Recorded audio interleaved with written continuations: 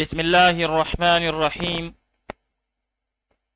الحمد للہ رب العالمین والعاقبۃ للمتقین والصلاة والسلام علی خیر خلقہ محمد وآلہ واصحابہ اجمعین۔ آج زاد الطالبین میں ہمارا 155واں سبق ہے، جس میں ہم حدیث نمبر 148 کا ترجمہ، لعابی و صرفی تحقیق، تشریح اور ترکیب کے بارے میں پڑھیں گے۔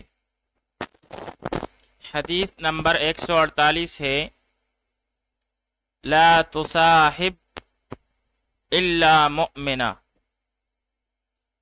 لا تصاحب الا مؤمنا،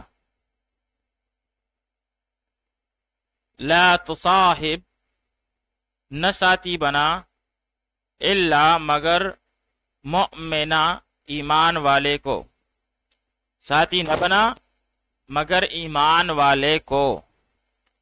لا تصاحب نہ ساتھی بنا، الا مگر، مؤمنا ایمان والے کو۔ اب یہاں پر لا تصاحب صیغہ واحد مذکر حاضر، فعل نہیں معلوم، اسباب مفاعلہ، جیسے صاحب یصاحب مصاحبتا وصحابا، بمعنی ساتھ رہنا، صحبت اختیار کرنا۔ پھر مجرد میں باب سمع یسمعو سے صاحب یصحب صحابتا وصحبتا، بمعنی ساتھ ہونا، ساتھ رہنا، ہمراہ ہونا۔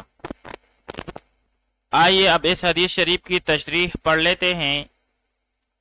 اس ارشاد مبارک میں تعلقات اور محبت کا معیار بیان فرمایا گیا ہے کہ ہمیں ایسے دوست بنانے چاہیے جن کا ایمان مضبوط ہو، کیونکہ کامل الایمان کا ساتھی بننے سے ہمارا ایمان بھی مضبوط ہوگا، اور اگر ہم ایسے شخص کو جس کا ایمان مضبوط نہیں اپنا دوست بنا لیں گے تو ہمارا ایمان بھی رفتہ رفتہ ناقص ہو جائے گا۔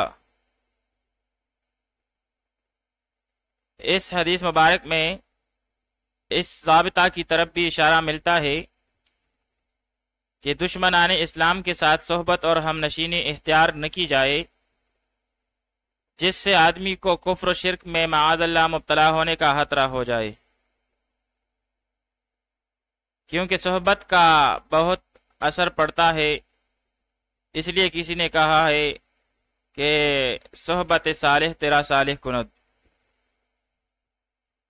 علماء کرام فرماتے ہیں کہ اپنا دوست بنانے سے پہلے غور کرنا ضروری ہے کہ بھائی جس کے ساتھ دوستی کر رہا ہوں اس کے عقائد و اعمال بھی صحیح ہے یا نہیں، کہیں اس کی وجہ سے یہ گمراہی کی وادی میں نہ پہنچ جائے۔ پھر امام غزالی رحمۃ اللہ تعالی علیہ نے اس مسئلے پر طویل بحث فرمائی ہے، چنانچہ وہ تحریر فرماتے ہیں کہ دوست بنانے سے پہلے دوست میں چند باتوں کو دیکھا جائے۔ اول یہ کہ اس سے علم و عمل میں استفادہ مقصود ہو اور کوئی دنیاوی غرض نہ ہو۔